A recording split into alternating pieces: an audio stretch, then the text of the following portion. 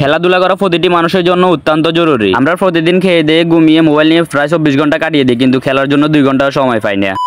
Hello বন্ধুরা, সবাই কেমন আছেন? আমি আলহামদুলিল্লাহ ভালো আছি। তো আপনাদের মাঝে আবার নতুন একটা ভিডিও নিয়ে চলে আসলাম। তো না টেনে শেষ পর্যন্ত দেখতে থাকেন। অনেকদিন পর বন্ধুরা কল দিয়ে বললো যে তারা নাকি আজকে ফুটবল খেলতে যাবে টার্ফে। তো আর আমি দেরি না করে তাড়াতাড়ি বের হয়ে গেলাম। তাদের আগে আমি এসে দাঁড়ায় আছি, কিন্তু তাদের এখনো খবর নাই। আমরা এখন যেখানে আছি এটা হলো আমাদের সোনাগাজী 0 পয়েন্ট। এখান থেকে আমরা সবাই একসাথে হলে আমরা ফেনীতে চলে যাবো। সোনাগাজী থেকে 20 কিলো পথ পাড়ি দিয়ে আমরা চলে আসলাম ফেনী টাউনে। এখানে এসে আমরা রাতের ফেনী শহরের যে সৌন্দর্যটা আছে ওইটা আমরা উপভোগ করতেছি, আর এখানে দাঁড়ায় আছি সবাই একসাথে হওয়ার জন্য। আমরা ফুলাফাইন আছি 10-12 জনের মতো। তাই আমাদের তো আর একটা সিএনজি দিয়ে হবে না, আমরা 2টা সিএনজি নিয়ে চলে আসলাম। কেউ হয়তো আগে এবং কেউ হয়তো পরে, তাই এক একজনের জন্য এক একজন দাঁড়ায় আছি আর কি। টাউনে সবাই একসাথে হওয়ার পর আমরা যাও মাঠের দিকে রওনা দিলাম। তারপরে মাঝপথে গিয়ে আমরা আবারও বাধা পেলাম। এক হলো যে রাস্তার মধ্যে গাড়ি ঘোড়ার জন্য অনেক জ্যাম, দ্বিতীয় হলো যে ট্রেন আসার কারণে আমরা প্রায় 15 থেকে 20 মিনিটের মতো আটকে ছিলাম। আর একটা কথা আছে না, লেট করলে দেরি হয়ে যায়। আমাদের সাথে আজকে ওইরকম হয়েছে আর কি। আমরা একটু লেট করে বের হয়েছিলাম, তাই আমাদের সাথে আজকে একেবারে পুরো দেরি হয়ে যাচ্ছে। আমাদের খেলা শুরু হবে 7টা থেকে 8টা, 1 ঘন্টা আর কি। 1 ঘন্টার জন্য ওনারা টার্ফের ভাড়া নিয়ে যাচ্ছে প্রায় 2400 টাকা। আমাদের 7টা বেজে গেছে, পথে 1 ঘন্টা তো আর খেলতে পারবো না, হয়তো 30 থেকে 40 মিনিট খেলতে পারবো আর কি। ফাওয়া মানে টাকাগুলো যাবে আর কি আর করার, দেরি যেহেতু হয়েছে নিজেদের দোষ আর কি। যাক, অবশেষে রাস্তাঘাটের যানজট সবকিছু ফালাই চলে আসলাম মাঠে, তাই এখন নিজের কাছে ভালোই লাগতেছে। যে কোনো জিনিস অল্পতে পেয়ে গেল ওই জিনিসটার প্রতি তেমন একটা গুরুত্ব থাকে না, এবং ওই জিনিসটা তেমন একটা ভালো লাগে না। কিন্তু কোনো একটা জিনিস যদি কষ্ট করে পেয়ে থাকেন তাহলে ওই জিনিসটার প্রতি গুরুত্ব থাকে এবং